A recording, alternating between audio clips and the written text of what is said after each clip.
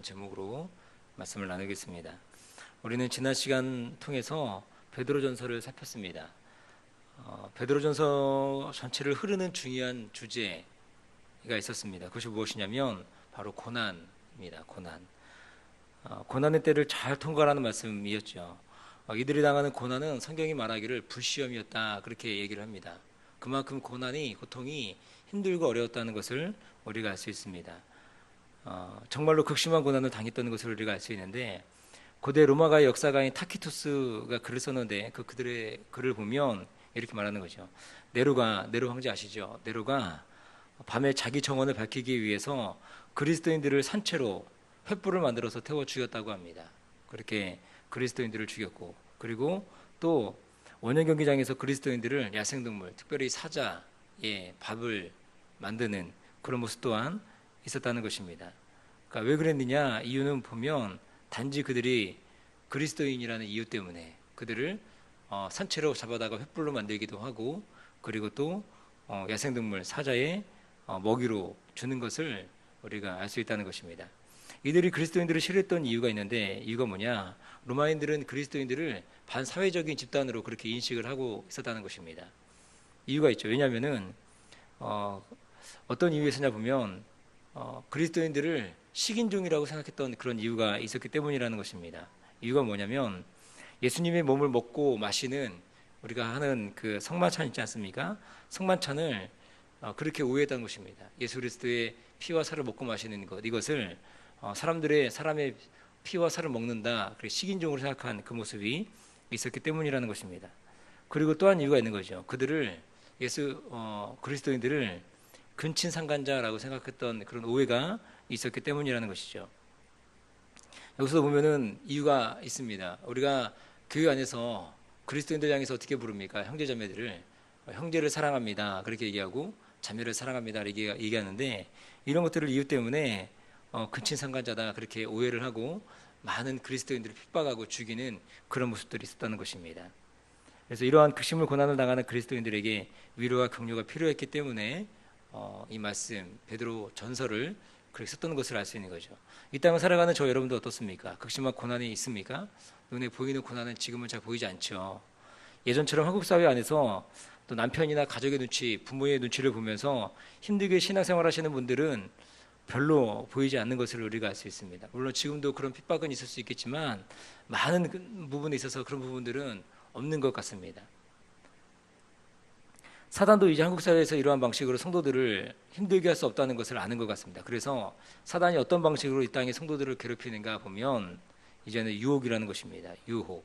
그래서 많은 성도들을 유혹하고 그들을 죄에 넘어지게 만들고, 그래서 그들이 그리스도의 사랑에서 끊어지게 만드는 그 사단의 전략 모습이 있다는 것입니다. 성경 시대에도 물론 유혹이 많았죠. 많은 사람들이 죄를 지었습니다. 그러나 요즘같이 유혹이 넘치는 시대가 없는 것 같습니다. 문명과 기계 발달로 인해서 손안에 수많은 정보들이 오고 가는 시대 아니겠습니까? 사단이 이것을 놓치지 않는다는 것입니다. 요즘은 죄 짓는 것이 너무나 쉬운 세상이라는 것입니다. 그러나 우리가 죄와 또 싸우는 것, 유혹과 싸우는 것, 이것이 쉽지 않다고 싸움을 포기할 수 없다는 것입니다. 1세기 성도들이 고난을 이겼다는 것처럼 우리도 이 땅 가운데서 우리 가운데 닥쳐오는 많은 죄의 유혹들이 있는데, 그 죄의 유혹들을 우리가 온전히 이겨나갈 수 있는, 그래서 죄와 싸워서 결국에 승리할 수 있는, 죄와 싸워서 진다 이런 생각이 아니고 죄와 싸워서 이길 수 있다 이런 생각을 가지고 우리가 살아가는 모습이 있기를 주님의 이름으로 축복합니다. 그래서 오늘 베드로 후서는 이것을 얘기하고 있는 거죠. 죄와 싸워 이길 수 있다, 이것을 우리 가운데 얘기해주고 있다는 것입니다. 오늘은 베드로 후서인데 베드로 후서에서 가장 중요한 개념이 있습니다. 그것은 무엇이냐면 오늘 본문에 나와 있는 이 그리스도를 알아가는 것, 그리스도를 이것이 굉장히 중요한 개념인 것입니다. 이 알이라는 단어가 헬라어로 보면 어떤 단어로 쓰냐면 에피그노시스라는 단어를 사용합니다. 에피그노시스, 이것은 어떤 뜻이냐면 완전히 식별하다 이런 뜻과 그 다음에 완전한 지식 이런 뜻입니다. 에피그노시스, 완전한 식별, 완전한 지식. 사도 베드로는 그리스도인들에게 그리스도를 아는 지식이 있어야 한다고 말씀하고 있는 거죠. 어떤 지식이냐면 그냥 그리스도를 그냥 대충 아는 지식이 아닌 거죠. 그것이 아니고 완전 식별, 완전한 지식, 이것을 가지라고 얘기하고 있다는 것입니다. 더하거나 빼지 않은 완전한 지식을 말하고 있다는 것입니다. 사도 베드로가 이렇게 얘기하는 이유가 있다는 거죠.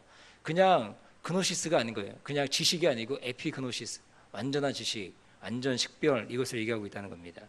오늘 베드로 후서를 수신하고 있는 이 성도들이 당면한 문제가 있다는 것입니다. 오늘 이 베드로 후서를 수신하고 있는, 이 편지를 받고 있는 이 베드로 후서를 수신하고 있는 이 공동체의 문제는 뭐냐면 바로 영지주의라는 이단이 있었다는 것입니다. 영지주의 이단이 당시에 기독교 안으로 들어와서 많은 성도들을 현혹했던 것을 알 수 있다는 것입니다. 그럼 영지주의라는 것이 무엇인가 봐야 되겠죠. 영지주의란 무엇인가? 예전에도 한번 제가 말씀드린 적이 있는데, 영지주의는 1세기와 2세기에 활발하게 활동했던 이단입니다. 특별히 2세기에 굉장히 극심하게 활동했던 이단이라는 거죠. 이들이 활동했던 당시에 얘기했던 것이 무엇이냐면, 이들이 주장하는 것이 이런 겁니다. 영은 선하고 육은 악하다. 영은 선하고 육은 악하다. 그러니까 완전한 이원론적인 그런 생각을 가지고 있었던 것입니다. 그래서 예수님께서 육체로 이 땅에 오시는 것이 아니다. 왜냐하면 육체는 악하기 때문에 예수님이 이 땅에 육체의 몸을 입고 이 땅에 오시지 않았다. 그렇게 얘기합니다. 그래서 어떤 것을 주장하느냐? 가연설. 그러니까 예수님이 육체로 입고 오신 이 그 모습은 그냥 가상의 모습이었다. 그래서 가연설을 주장하고 있었다는 것입니다. 그러니까 여러분 아시겠지만 예수님이 육체의 몸을 입고 이 땅에 오시지 않았다면 예수님의 십자가는 우리 가운데 의미가 없는 거 아니겠습니까? 그러니까 이들이 얘기하는 것 굉장히 큰 오류가 있었다는 것입니다.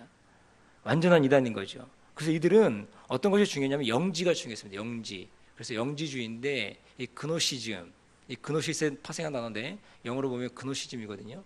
영지, 영적인 지식만 있으면 구원 얻는다. 그렇게 얘기하는 것이 이 영지주의라는 것입니다. 이 영적인 지식이 있어야만 구원을 얻는다고 주장했습니다. 그러니 육체는 악한 것이기 때문에 육체로 짓는 모든 죄가 의미가 없는 거예요. 그러니까 이들은 삶의 방탕한 모습이 있는 거예요. 육체적 타락, 방종 이런 것들을 문제시 삼지 않는다는 것입니다. 그러니까 거기에 따르는 윤리적인 문제, 도덕적인 문제 이런 것들이 극심한 문제들로 대두된 것을 우리가 알 수 있다는 것입니다. 그러니까 이런 이단들의 거리 가르침에 교회가 넘어지고 힘들어하는 그런 모습이 있었다는 것입니다. 그래서 사도 베드로는 편지의 첫 인사말부터 뭘 얘기하는 겁니까? 주 예수를 아는 지식, 알미 있어야 된다. 그렇게 얘기한다는 것입니다. 당시 영지주의 이단이 말하는 영적 지식이란 그리스도를 온전히 아는 알미 아니었다는 것입니다. 그리스도를 단편적으로 알았고 온전히 알지 못했다는 것입니다. 그러면서 교회를 현혹시키는 것이 뭐라 그럽니까? 그래서 요즘 우리가 유행하는 못이 중한디, 못이 중한지도 모르는 거예요. 그러면서 많은 성도들을 유혹하고 있는 이들의 모습이라는 것입니다. 그래서 사도 베드로는 뭘 얘기하는 겁니까? 알을 얘기하는 거예요. 어떤 아는 것입니까? 에피그노시스. 그노시즘, 그노시스가 아니고 에피그노시스. 여기서 아는 것은 완전 식별하는 것입니다. 완전한 지식을 의미하는 것입니다. 예수 그리스도가 누구인지 분명히 알아야 된다. 그리스도가 누구인지 아는 지식이 있어야 된다. 이것을 얘기하는 것입니다. 여러분들은 그리스도를 아는 지식이 여러분 가운데 충만히 넘치십니까? 여러분들이 이 땅 살아가면서 그리스도를 온전히 알아가는 모습, 그런 모습이 있기를 주님의 이름으로 축복합니다. 우리가 그리스도를 알기 위해서는 한 가지 필요한 거죠. 그것은 무엇이냐면 우리 가운데 주신 하나님의 완전 계시가 있다는 거예요. 그러니까 우리 인간은 타락했기 때문에 주님을 찾을 수가 없는데 주님 우리 가운데 자기 자신을 완전히 드러내 주신 사건, 계시의 사건, 그것이 바로 예수 그리스도가 이 땅에 오신 사건인가 동시에 또 하나 무엇이냐면 이 성경, 이 말씀을 우리 가운데 주신 사건이라는 것입니다. 이것이 완전 계시, 하나님을 알아갈 수 있는 완전 계시이기 때문에 우리가 성경을 알아가는 일이 너무나 중요한 거죠. 그래서 성경을 읽는 것이 소중한 것입니다. 성경을 사랑하는 것이 너무나 소중한 것입니다. 성경을 읽는 것이 너무나 중요한 것이죠.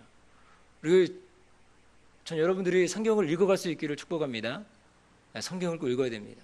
성경을 읽는 것뿐만 아니고 그리고 성경을 묵상하는 것. 성경을 묵상은 무엇입니까? 되새김질하는 거 아닙니까? 묵상하고 또 묵상하고 그 말씀이 내 삶 가운데 양식이 되도록 그렇게 만들어가는 것, 이것이 필요하다는 것입니다. 그래야 우리 가운데 진짜로 가득 넘치면 가짜가 들어와도 식별할 수 있는 거예요. 그래서 완전한 주님을 향한 완전 인식, 완전한 지식, 그래서 알기 위해서는 우리 가운데 필요한 것이 바로 이 성경이라는 것입니다. 그래서 말씀을 잘 배워가고 말씀을 잘 읽어가는 일, 이것이 너무나 중요한 거죠. 성경을 잘 읽어갈 수 있기를, 말씀을 묵상할 수 있기를 주님의 이름으로 축복합니다. 사도 베드로는 편지를 시작하면서 인사를 하는 거죠. 어떤 인사입니까? 뭐라고 얘기하냐면 이렇게 얘기하죠. 1절에 보니까 중반절부터 보면 이렇게 말씀합니다. 우리 하나님과 구주 예수 그리스도의 의를 힘입어 이렇게 말씀하고 있습니다. 우리 기독교는 자신의 의를 주장하는 종교가 절대로 아닌 것을 알 수 있습니다. 우리 기독교에서 말씀하는 의는 무엇입니까? 자신의 의로는 절대로 구원을 이룰 수 없다 이렇게 말씀하는 것이 기독교라는 것입니다. 하나님 우리를 구원하시는 구원 역사에 우리가 턱끝만큼도 지분이 있습니까? 없다라는 것입니다. 우리의 공로가 턱끝만큼이라도 있어야 우리가 구원을 얻습니까? 아닌 거죠. 절대로 그럴 수 없습니다. 우리는 철저히 예수의 의를 힘입어 우리가 구원을 얻는 줄로 믿습니다. 이것을 고백하는 것이 참된 기독교라는 것입니다. 우리가 중세 카톨릭에서 종교개혁을 단행하면서까지 이 로마 카톨릭과 결별했던 이유가 무엇입니까? 그들이 잘못 가르친 구원관 이것 때문에 우리가 개신교로 분리해 나온 것 아니겠습니까? 당시 어떻습니까? 당시 로마 카톨릭은 면죄부를 팔았죠. 면죄부를 사면 뭐 죄를 용서받는다. 말도 안 되는 논리를 폈습니다. 그리고 행위와 공로를 강조했습니다. 그래서 우리가 알듯이 루터도 자신의 고행으로 좀 십자가에 다다라 보려고 구원에 다다라 보려고 그렇게 노력했던 거 아닙니까? 그래서 그 어디 성당인가요? 거기 올라가는데 그 계단이 있는데 그 계단을 무릎으로 뭐 올라가고 여러 가지 고행들을 했던 것을 우리가 알 수 있습니다. 그런데 그럴 때마다 다가오는 것은 마음 가운데 깊은 회의감 그리고 하나님 정말 살아계실까 이런 마음들이 있었다는 것입니다. 그러면서 말씀을 읽어가면서 그때 마음에 생긴 것이 무엇입니까? 오직 의인은 믿음으로 말미암아 산다. 의신칭의 이것을 마음 가운데 붙잡고 살아가는 모습이 있었다는 것이죠. 오늘 베드로가 베드로후서 첫 인사에 이것을 강조하는 것입니다. 우리가 구원을 얻는 것은 이 영적 지식이 아니라는 것입니다. 그 또 다른 어떤 것도 아니라는 것입니다. 하나님과 구주 예수 그리스도의 의를 의지하는 것 이러한 믿음이 당시 이 편지를 수신한 성도들에게 있었다는 것이죠. 이들이 이 믿음이 하나님의 의를 예수 그리스도의 의를 힘입는 의가 이들 가운데 있었다라고 얘기하고 있다는 것입니다. 그래서 1절 하반절은 이렇게 얘기합니다. 동일하게 보배로운 믿음을 우리와 같이 받은 자들에게 편지한다. 그렇게 얘기하는 거죠. 여기서 동일하게 보배로운 이란 뜻을 헬라어로 보면 의미가 뜻이 뭐냐면 동일한 가치 이것을 얘기하는 것입니다. 하나님과 예수의 의로만 구원을 얻는다라는 이 동일한 가치를 이 본토에 있는 이 누구예요? 베드로가 있는 곳, 베드로가 사역했던 곳, 거기만 있는 것, 그 믿음을 가졌던 것이 아니고 디아스포라로 흩어져 있는 많은 성도들도 이 보배로운 믿음, 보배로운 가치, 동일한 가치들을 가지고 있었다는 것입니다. 이 믿음을 더 굳게 하기 위해서 사도 베드로가 편지하는 것입니다. 왜요? 이것이 흔들리고 있기 때문에. 이 보배로운 가치에 대한 믿음을 그들이 사수하는 것이 아니고 거기에 계속적으로 독소, 거기에 이단의 독소들이 계속적으로 들어오고 있었다는 것입니다. 그것이 무엇입니까? 영적 지식만 있으면 관계없다. 그냥 그것만 있으면 구원을 얻는다. 그러므로 이 영적인 것이 중요한 거지 육체적인 것은 아무런 의미 없다. 그냥 마음대로 죄짓고 살아라. 그렇게 얘기하는 그들의 이 주장에 사도 베드로가 그것을 경계하기 위해서 편지를 쓰고 있다는 것입니다. 그러면서 이렇게 말하는 거죠. 하나님 우리 주 예수를 알므로 얘기하는 것입니다. 아까도 말씀드렸지만 여기서 알미라는 것은 에피그노시스라는 단어인 거죠. 근데 이 단어가 보니까 에베소서 4장 13절에도 동일한 단어가 사용되고 있다는 것입니다. 에베소서 4장 13절에 이렇게 말씀합니다. 우리가 다 하나님의 아들을 믿는 것과 아는 일에 하나가 되어 온전한 사람을 이루어 그리스도의 장성한 분량이 충만한 데까지 이르니 그리스도의 장성한 충만한 분량에 이르는 것 그 길이 무엇입니까? 믿는 것과 아는 일이 하나가 되는 것입니다. 그러니까 우리가 믿는다고 한다면 어떻게 믿어요? 알아야 믿는 거 아닙니까? 여기서 아는 것이 무엇이냐면 이게 동일한 단어입니다. 에피그노시스. 그러니까 베드로도 고백하는 것입니다. 베드로도 똑같은 단어로 쓰고 있다는 거예요. 에피그노시스. 완전 식별이 중요한 것은 아는 것은 무엇이냐? 그냥 대충 아는 것이 아니고 완전하게 아는 것이다. 완전한 지식이 그리스도를 향한 지식이 우리 가운데 필요하다. 이것을 얘기하고 있다는 것입니다. 이것이 없이 하나님을 믿노라 말할 수 없다는 것입니다. 하나님에 대한 지식이 필요합니다. 특히나 이단이 득실거리는 세상에서 하나님을 아는 지식을 갖는 것 너무나 중요하다는 거죠. 그래서 여러분 잘 알지만 그 위조 집회 감별사들이 어떤 걸 연구하는지 아시죠? 위조 집회 감별사들은 위조 집회를 연구하는 것이 아니죠. 진짜 집회, 진패를 공부하는 것입니다. 계속적으로 그것을 들여다보는 거예요. 그걸 연구합니다. 그거 완전히 습득합니다. 그리고 나서 위조지폐를 갖다 주면 단번에 아는 거예요. 이게 위조지폐인지 아닌지를 확실하게 안다는 것입니다. 그래서 우리 가짜를 공부할 필요가 없는 거예요. 사실은 이단을 연구할 사실은 뭐 시간이 나시면 하겠지만 우리가 진짜를 들여다보고 진짜만 열심히 연구하고 공부하면 가짜가 우리 가운데 들어올 때 우리가 감별할 수 있다는 것입니다. 영적 분별력이 생긴다는 것. 그러므로 우리 가운데 하나님을 아는 지식이 너무나 중요하다는 것입니다.